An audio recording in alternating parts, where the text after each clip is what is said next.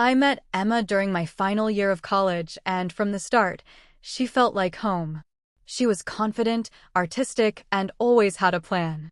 I was quieter, steady, focused on getting my degree and saving for the future. We balanced each other, or at least that's what I thought. After graduation, life got busy, but we stayed close. I took on extra hours at work so she could finish her design program. When she couldn't afford new software, I paid for it without thinking twice. I wasn't rich, but seeing her succeed felt like an investment in us. Our friends called us the solid couple. We never fought about big things, just small stuff like dishes or what to watch. She used to text me at lunch every day, send pictures of her work, talk about our plans, our apartment, the dog we'd adopt, the trips we'd take once money wasn't so tight. It all sounded real. Then, little things started to shift. Her phone was always on silent, face down. She started dressing differently, going out more with coworkers. When I asked how work was, she'd shrug and say, "You wouldn't get it, it's stressful." I believed her. I wanted to. I told myself she was tired, overworked, maybe just trying to find space. I thought love meant patience.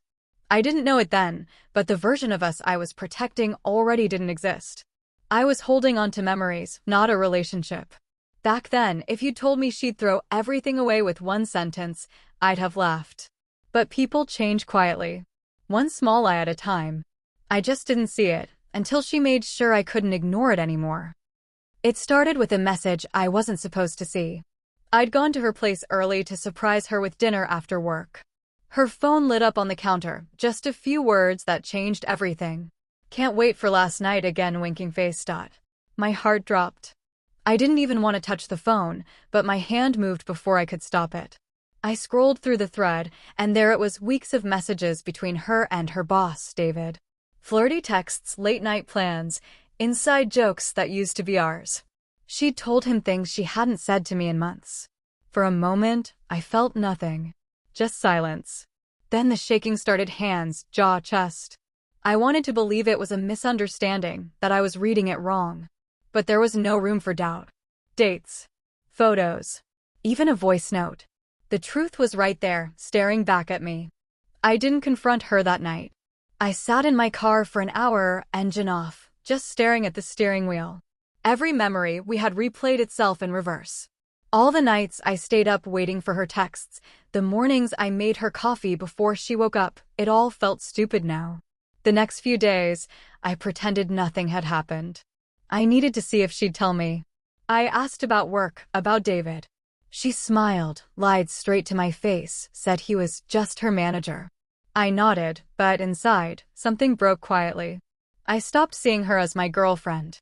I started seeing her as someone I used to love, someone capable of betrayal dressed as routine. And when she kissed me goodbye that night, I realized I didn't feel anything at all. I asked her to meet me at a cafe a few days later.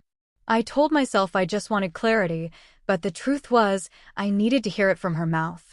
She walked in like nothing was wrong, phone in hand, smile rehearsed. For a second, I almost believed her again. Almost. She started talking about her day, about a project at work, and all I could think was how easily she could lie. When she paused to sip her drink, I said quietly, "How's David?" Her hand froze halfway. The color drained from her face. She tried to play dumb. "Who?" she asked, forcing a laugh that sounded too sharp. I didn't say another word. I just looked at her, and she knew.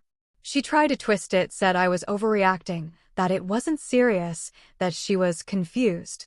Then came the blaming. I worked too much. I didn't make her feel special. I wasn't exciting anymore. Every excuse, every deflection, just made her smaller in front of me. I didn't raise my voice. I didn't cry. I just listened until she ran out of lies. When she realized I wasn't fighting for her, she got angry. She leaned back, eyes cold, and said, "You're not worth my time." That was it, the moment everything inside me went still. I reached into my jacket and placed an envelope on the table. The deposit for the apartment we were supposed to move into next month. "I guess that makes us even," I said. I stood up, left the cash, and walked away. I didn't look back. The door closed behind me, And for the first time in months, I felt free, not happy, not sad, just done. Completely done. It's been 3 months since that day, and the silence that used to hurt now feels like peace. The first few weeks were rough. I kept replaying her words, wondering how someone could erase years so easily.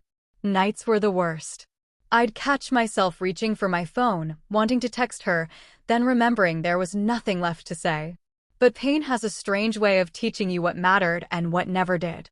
Somewhere between sleepless nights and quiet mornings, I stopped feeling angry. I started feeling free. I moved into a small apartment on my own. It's nothing fancy, but it's mine.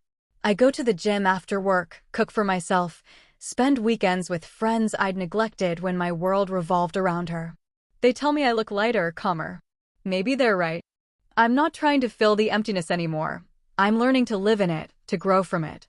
A friend mentioned that Emma and David didn't last long. Apparently, he moved on to someone else. I didn't feel satisfaction, just closure. She made her choices, and so did I. For once, I wasn't chasing explanations. I didn't need them. What hurt most wasn't that she cheated, but that I kept loving the version of her I made up in my head. Now, when I think about her saying, "You're not worth my time," I almost smile. She was wrong. I was worth honesty, effort, and respect, things she couldn't give. Walking away wasn't weakness. It was self-respect disguised as silence. Sometimes you don't win by staying or forgiving. Sometimes you win by leaving the table, putting the cash down, and never looking back.